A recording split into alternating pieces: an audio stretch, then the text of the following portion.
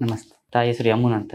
ಅವರಿಗೆ lungs cancer ಆಗಿತ್ತು. 1 ತಿಂಗಳು ಗೊತ್ತಾಯ್ತು. ಮೊದಲೆಲ್ಲ ಅವರಿಗೆ ಕಫದಲ್ಲಿ ರಕ್ತ ಬರ್ತಿತ್ತು. ಹಾಸ್ಪಿಟಲ್ ತೋರಿಸಿದ್ವಿ. ಅವರೆಲ್ಲ ಗ್ಯಾಸ್ಟ್ರಿಕ್ ಇಂದ ರಕ್ತ ಬರೋದು ಅಂತ ಅಂತಿದ್ರು. ಬಟ್ ಆದ್ಮೇಲೆ ಸ್ವಲ್ಪ ನೆಗ್ಲಿಜೆನ್ಸ್ ಆಯ್ತು ಸ್ವಲ್ಪ. ಆಮೇಲೆ ಸ್ವಲ್ಪ ಜಾಸ್ತಿ ಆಗ್ತಾ ಒಂದ್ ಸೈಡ್ ಪಾರ್ಶ್ವ ಸ್ಟಾರ್ಟ್ ಆಯ್ತು. ಆಮೇಲೆ ಮಂಗಳೂರು ಆಸ್ಪತ್ರೆ ತೋರಿಸೋತ್ತಿಗೆ ಈ ತರ ಆಗಿದೆ ಅಂತ, ಕ್ಯಾನ್ಸರ್ ಅಂತ ಹೇಳಿದ್ರು. ಮುಂಚೆಲ್ಲ ಎಲಡಿಕೆ, ಹೊಗೆ ಸೊಪ್ಪು ಮತ್ತೆ ಇದು ಕಡ್ಡಿ ಪುಡಿ ತಿಂತಿದ್ರು. ಅದರಿಂದ ಬಂದ್ರು ಅಂತ ಡಾಕ್ಟರ್ ಹೇಳಿದ್ರು. ಕ್ಯಾನ್ಸರ್ ಗೊತ್ತಾದ್ಮೇಲೆ ಇದು ಮಂಗಳೂರಲ್ಲಿ ಕೀಮೋ ಮಾಡ್ಸೋಣ ಅಂದಿದ್ರು. ನನ್ಗೆ ಕೀಮೋ ಯಾಕೋ ಮನ್ಸಾಗಿಲ್ಲ. ಡಿಸ್ಚಾರ್ಜ್ ಮಾಡಿ ಕರ್ಕ ಬಂದೀಗ ಮನೇಲಿ 1 ತಿಂಗಳಾಯ್ತು ಬಂದೀಗ ಆಲ್ರೆಡಿ. ಆಮೇಲೆ ನಿಮ್ದು ಪುನರ್ಜನ್ಮ ಅಂತ ಯೂಟ್ಯೂಬ್ ಅಲ್ಲಿ ವಿಡಿಯೋ ನೋಡಿ ಆಮೇಲೆ ಇಲ್ಲಿಗೆ ನಾ ಫೋನ್ ಮಾಡಿ ಇಲ್ಲಿ ಬಂದಿ. ಪೇಷಂಟ್ ಮೊದ್ಲು ಸ್ವಲ್ಪ ಊಟ ಎಲ್ಲ ಮಾಡಕ್ ಆಗ್ತಿಲ್ಲ. ಸ್ವಲ್ಪ ಒಂದಿಷ್ಟು ಊಟ ಮಾಡ್ತಿದ್ರು.